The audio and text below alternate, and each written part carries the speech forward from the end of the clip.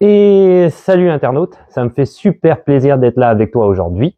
Et le sujet, c'est ça.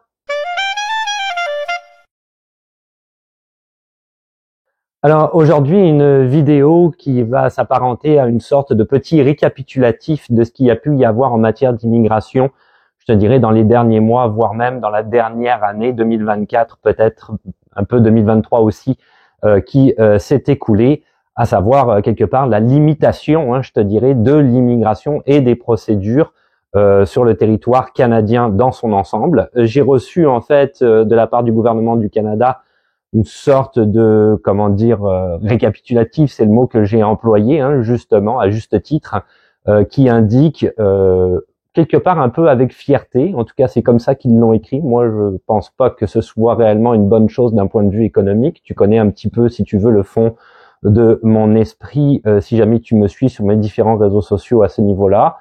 Mais bref, ils mettent ça du coup en valeur. Donc, je trouvais ça intéressant quand même de reprendre point par point tout ce qui a été dit cette année en matière d'immigration, comment ça se bloque finalement les procédures et comment ça devient presque quasiment impossible d'immigrer au Canada de manière adéquate, je te dirais quelque part, c'est assez pénible. Avant de commencer, comme d'habitude, oublie pas de t'abonner et de laisser un petit pouce bleu. C'est très important pour la chaîne et la faire monter dans l'algorithme. On commence immédiatement. Tout de suite. Alors, bien évidemment, avant de commencer, même chose, j'en ai quand même relativement parlé sur mes réseaux sociaux. Je pense que toute cette idée-là est teintée, si tu veux, d'élections. C'est-à-dire quelque part que les élections fédérales vont arriver cette année en 2025. Donc si tu regardes cette vidéo dans le futur, c'est peut-être déjà passé pour toi.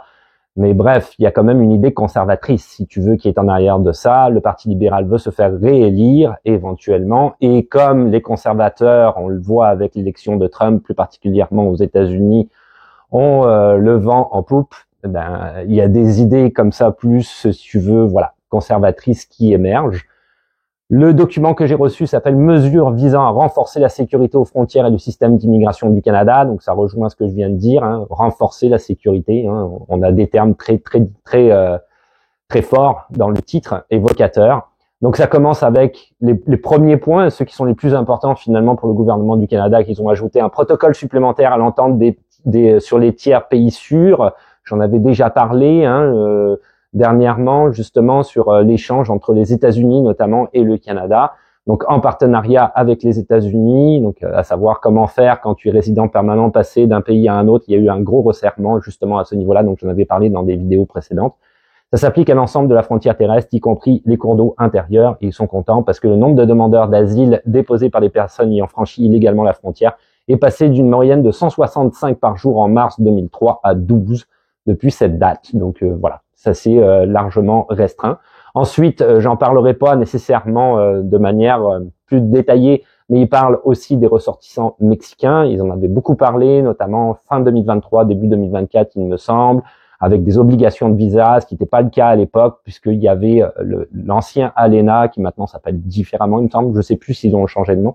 Des accords, si tu veux, bilatéraux d'échanges économiques entre les États-Unis, le Canada et le Mexique, qui comprenaient notamment le fait que certains ressortissants, si tu veux, mexicains ou américains peuvent voyager de part et d'autre de la frontière plus facilement. Bon, ça au Canada, ça c'est un peu terminé. Ils ont emboîté le pas aux États-Unis et ils ont resserré, si tu veux, tout ça. Donc c'est très compliqué pour les Mexicains à l'heure actuelle, plus compliqué, c'est pas impossible, mais c'est plus compliqué pour les ressortissants mexicains, si tu veux, de voyager au Canada. Faut qu'ils montent patte blanche, bref, faut qu'il y ait des papiers en bonne et due forme, qui n'était peut-être pas le cas avant, c'était plus loose, on va dire. Alors, premier élément, je te dirais, le plus important en ce qui nous concerne pour l'immigration ici au Canada, c'est la fin de la mise en pratique. Nous avons mis fin à la pratique, du tour du poteau.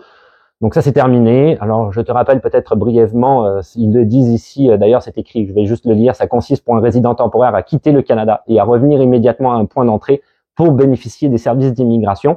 Donc ça veut dire qu'il y a beaucoup de gens qui utilisaient cette pratique-là pour renouveler leur permis de travail parce que les délais, si tu veux, administratifs étaient beaucoup plus courts à la frontière que ça peut être en ligne ou auprès d'un agent d'immigration quand tu es, par exemple, sur le territoire canadien. On sait que le poids de l'administration joue pour beaucoup. Les gens se retrouvaient éventuellement sans statut, donc c'était très compliqué. Donc effectivement, le tour du poteau était quand même quelque chose que les gens appréciaient par-dessus tout à cause de ça. Bon, mais ça, c'est terminé. Une croix, c'est fini. Tu peux plus réactualiser ou actualiser tes papiers d'immigration en passant à la frontière américaine et en revenant du côté canadien. Ça, je trouve que pas nécessairement que ce soit une très bonne chose. Je te dirais, ça aurait été une bonne chose si jamais, parallèlement à ça, ils avaient décidé que tout ce qui était administratif allait beaucoup mieux et beaucoup plus rapidement. Si je pense par exemple au parrainage, ça n'a rien à voir avec le tour du poteau, mais quand même.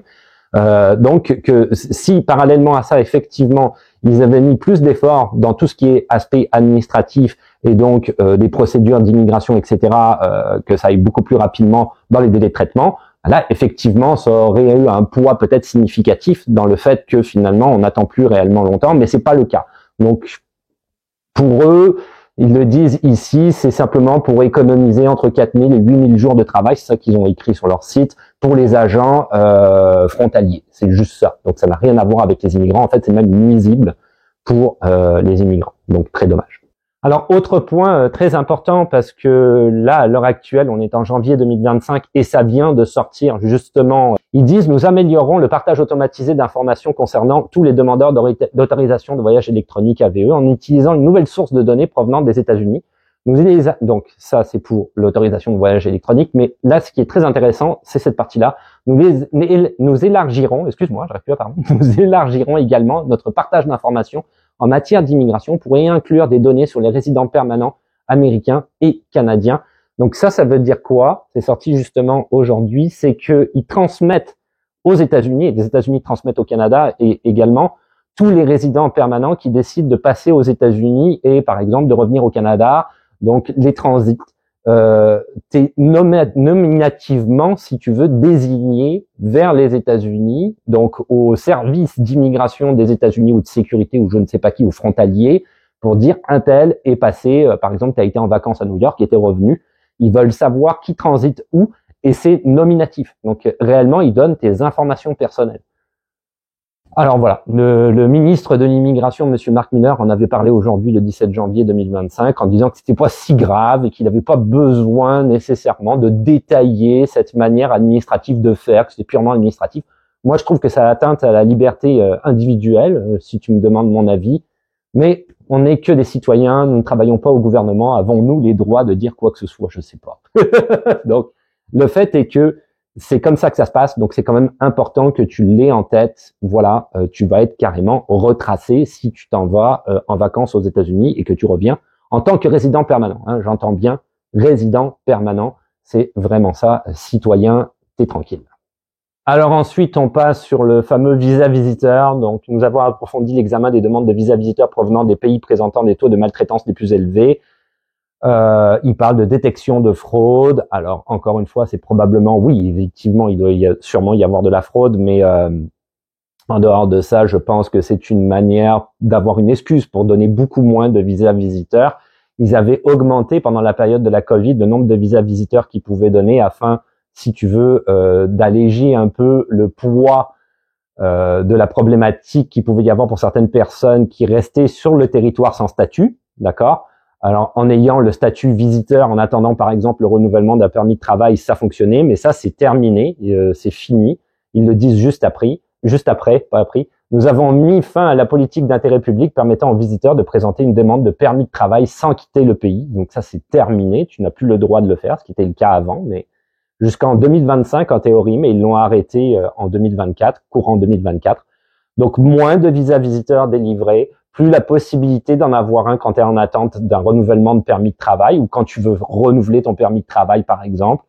Et également, si tu veux, la possibilité de devoir quitter, si tu veux, le Canada parce que les autorités gouvernementales vont te demander de quitter le pays par obligation le temps que ton permis de travail soit éventuellement renouvelé.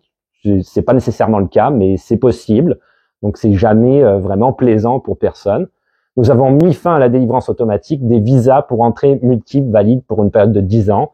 Donc, il y avait beaucoup de gens qui utilisaient ça, hein, notamment, par exemple, pour leurs parents, pour essayer comment dire, dans le cadre du parrainage, en disant moi je vais avoir les gens proches de moi plus rapidement, vu que les procédures sont relativement longues. C'est des exemples.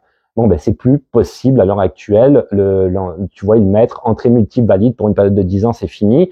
Il parle de délivrance automatique. Alors attention, ça veut pas dire, si tu veux, que c'est pour tout le monde. Ce qu'ils veulent dire par là, c'est que ça, c'est très resserré. Avant, ils le donnaient quand même très facilement.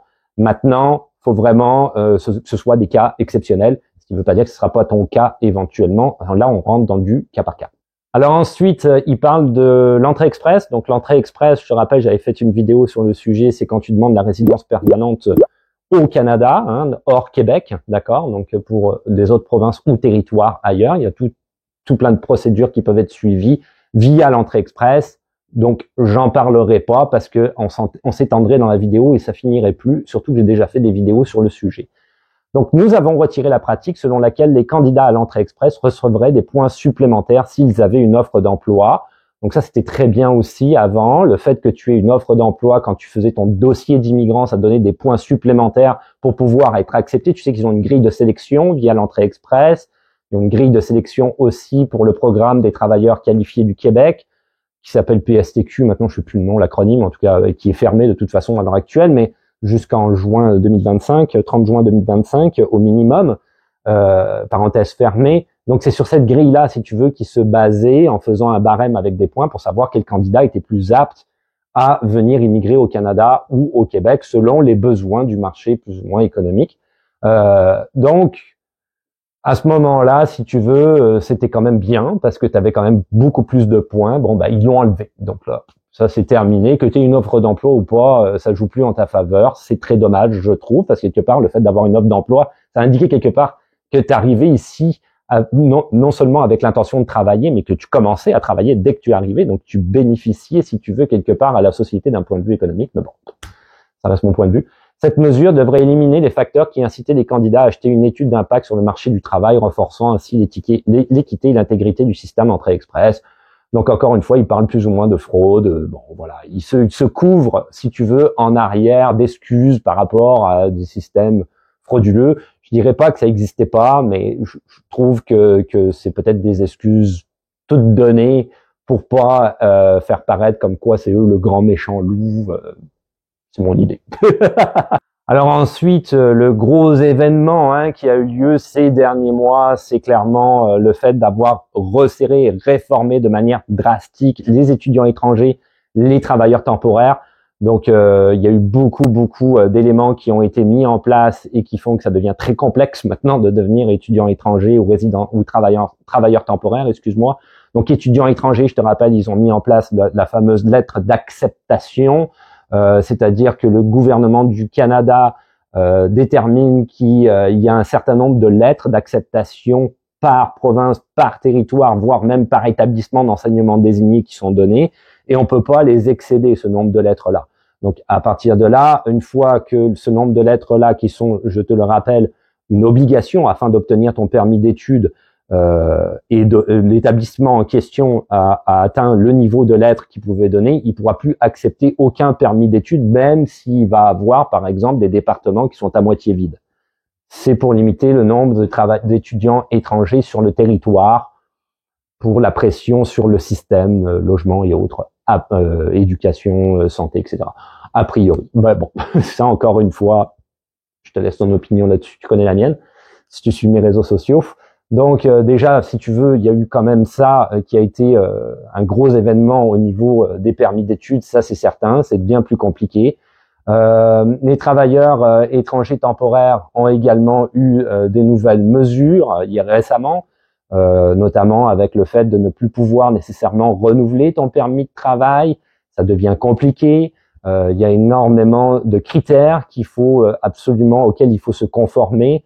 Les diplômes les métiers qui sont les plus diplômés d'un point de vue universitaire sont ceux qui sont mis de l'avant par le gouvernement du Canada versus les jobs qui demandent le moins de qualifications, qui eux effectivement voilà, on veut pas ces gens-là. En gros, je vais schématiser, mais c'est un petit peu ça l'idée. C'est pas terrible honnêtement. Donc ça devient très compliqué pour obtenir, si tu veux, un permis de travail fermé à l'heure actuelle, il y a énormément de critères. J'ai fait plein de vidéos sur mes réseaux sociaux à ce niveau-là, au niveau des réformes. C'est pas drôle. C'est vraiment pas drôle. Alors, pour plus de transparence, je vais revenir très, très brièvement, rapidement sur les travailleurs temporaires. Donc, effectivement, ils refusent de traiter, par exemple, dans les volets, c'est toujours les postes à bas salaire dont je parlais tout à l'heure, c'est-à-dire qu'ils n'ont pas beaucoup de qualifications, mais dont on a énormément besoin, hein, c'est clair, surtout qu'il y a une grosse pénurie de main-d'œuvre. Donc, dans les zones métropolitaines où le taux de chômage est de 6% ou plus, à savoir que le taux de chômage, par exemple, de 6% ou plus n'est pas indexé nécessairement uniquement sur les jobs qui demandent peu de qualifications, comme par exemple, je sais pas, servant dans un restaurant ou quoi que ce soit. Donc, ces jobs-là peuvent être en pénurie de main-d'œuvre en ayant un taux de chômage plus élevé, mais c'est pas grave.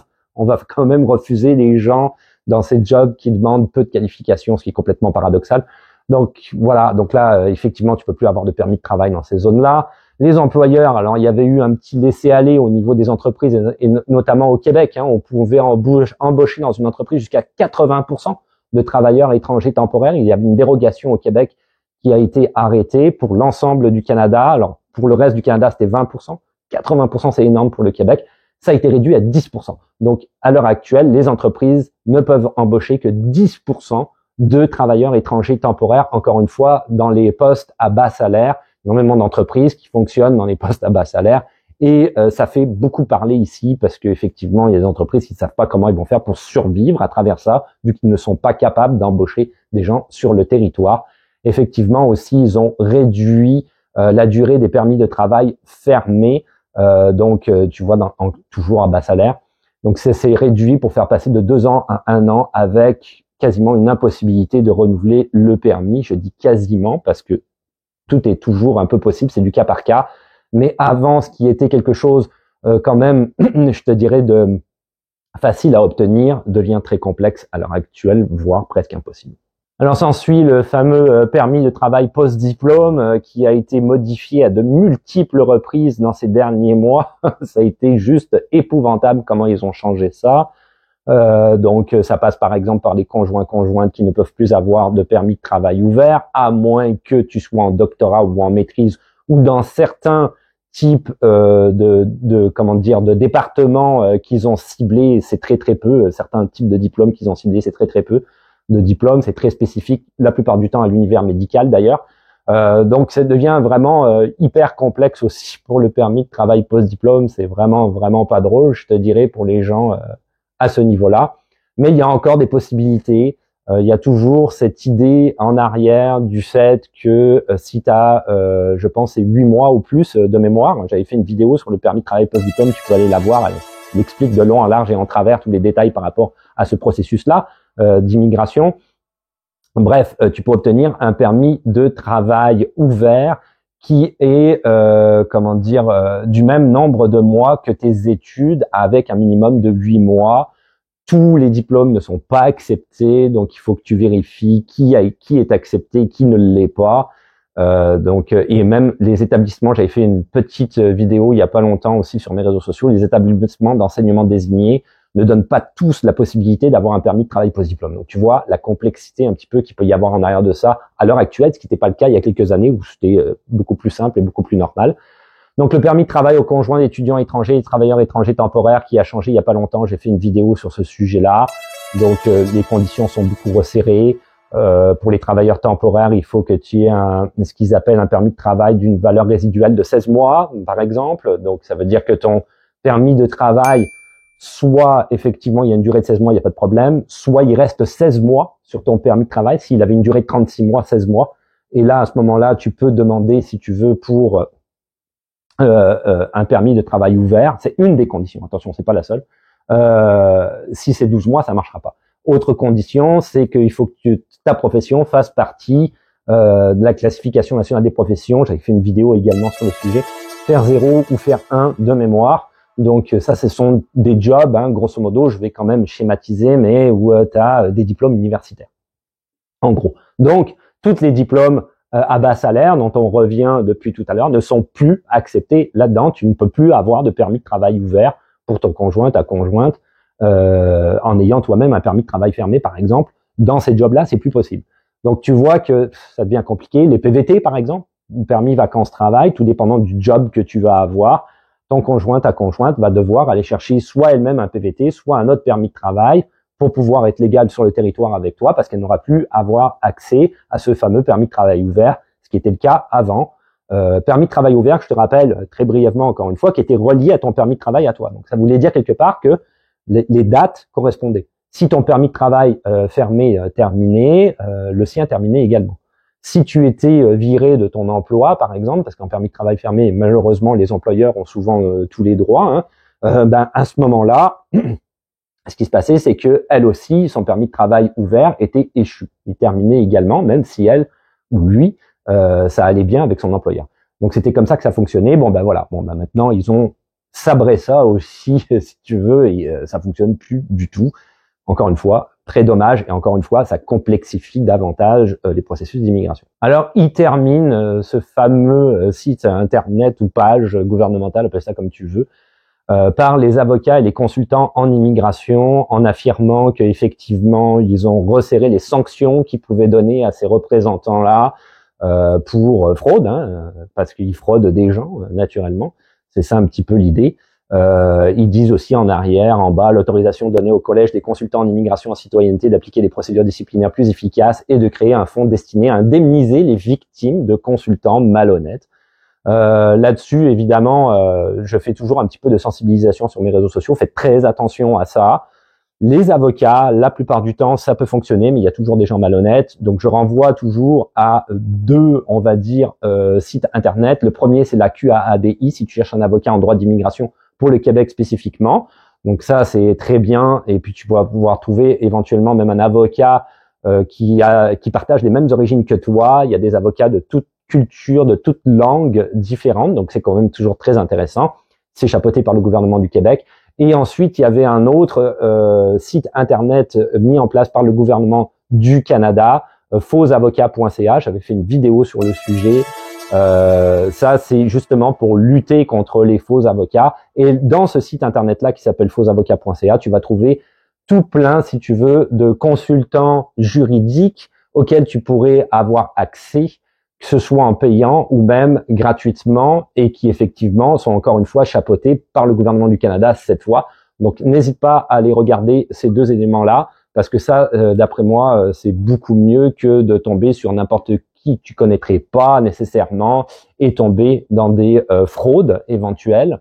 Malheureusement, beaucoup de consultants en immigration deviennent des fraudeurs. Certains le sont depuis le début, certains le deviennent. Il y a même une liste mise en place par le gouvernement du Canada pour, si tu veux, identifier ceux qui sont fraudeurs. C'est assez horrible. Donc, fais très attention avec les consultants, encore plus qu'avec les avocats. Dernier point que je dirais, moi, à ce niveau-là, que je rajouterais, n'allez pas sur les sites qui vous offrent, moyennant finance, des procédures d'immigration faciles. Ce sont tous des fraudeurs. J'ai fait une vidéo sur ce sujet-là. Pour moi, c'est très important, parce que tu ne fais que perdre ton argent, et on parle de centaines, voire de milliers d'euros, de dollars, peu importe, t'inquiète pas, ils savent faire les transitions au niveau de l'argent quand c'est pour te le piquer, t'inquiète pas, ils sont bons là-dedans, mais c'est des grosses sommes d'argent qu'ils demandent pour avoir aucun résultat. Donc ne passez pas par ces sites internet-là. Souvent, ça paraît comme ça, oh, c'est la notion de facilité, ils vont tout faire pour moi, ça va bien marcher. Ils sont très forts sur le fait de faire des beaux sites internet en faisant croire que ce sont des avocats affiliés au gouvernement du Canada, etc. Ils n'ont rien à voir avec ces gens-là. La plupart ne sont même pas avocats. Donc, vraiment, n'allez pas sur ces sites-là. Essayez de passer à ce moment-là par un avocat si vous avez des difficultés avec vos procédures d'immigration, ou tout simplement par les sites gouvernementaux du Canada et du Québec. Tu trouves d'ailleurs sur mon Linktree, le Linktree est dans le lien de ma chaîne YouTube. Tu trouves sur mon Linktree les différents liens. Il y a des liens par rapport à mes propres réseaux sociaux, mais en dessous, tu vas trouver des ressources gratuites des gouvernements du Canada et du Québec. Tu peux cliquer, ça t'envoie directement sur les sites officiels des gouvernements pour faire les démarches, pour mieux comprendre comment ça se passe. Donc, n'hésite pas à y aller. Fais-les toi-même ou passe par un avocat assermenté, et là, il n'y aura pas de souci. Voilà, c'est tout pour aujourd'hui. Donc, c'était cette vidéo que je te dirais, qui résumait un petit peu les différents éléments qui ont été mis en place par notamment IRCC Canada au niveau des restrictions par rapport aux différents types de procédures d'immigration qui existent. C'est assez dramatique, on va pas se mentir, c'est pas terrible parce que maintenant immigrer au Canada devient beaucoup de monde me parle de ça sur mes réseaux sociaux. Ils estiment que c'est un parcours du combattant. Je suis d'accord avec l'expression, c'est exactement ça. C'est rendu un parcours du combattant. Il faut vraiment avoir une vraie volonté pour pouvoir immigrer. Est-ce que ça va rester comme ça? Pour le moment, oui, puisqu'on arrive dans les élections. Probablement, les conservateurs vont arriver au pouvoir, probablement. C'est quasiment sûr. Donc, on va rester dans ce genre de politique d'immigration-là. On va voir après qu'est-ce qui va se passer, parce qu'on sait jamais, et je sais que l'économie va mal, donc il est possible toujours, dans les années futures, peut-être pas les mois, mais les années futures, qu'il y ait des changements qui soient positifs à ce niveau-là. Donc, on croise les doigts, on verra bien qu'est-ce qui se passe. Là-dessus, tu peux me retrouver sinon sur des différents réseaux sociaux, mes différents réseaux sociaux qui comprennent Instagram, TikTok, Twitch peut-être un jour et Facebook. Ma chaîne YouTube qui est toujours très active. Alors évidemment, il y a les vendredis live qui n'existent plus déjà depuis un petit moment, mais qui sont encore là sous forme de rediffusion. Tu peux les mettre en arrière-plan pendant que tu fais la cuisine, ton bricolage ou peu importe. Et tu vas pouvoir entendre plein peut-être d'informations qui sont utiles ou intéressantes par rapport au Canada. Il y a l'immigration, YouTube qui marche très très fort. Il y a des shorts avec la vie au quotidien, avec des procédures d'immigration, avec de l'actualité sur les gouvernements du Canada et du Québec, etc., etc. Et les vidéos YouTube, naturellement, tu es en train d'en regarder une. Beaucoup d'éléments, je poste régulièrement, donc n'hésite pas à t'abonner et à mettre un petit pouce bleu, notamment à cette vidéo. Ça me permet de rebondir là-dessus. Et on se dit à la revoyure. Ciao, bye.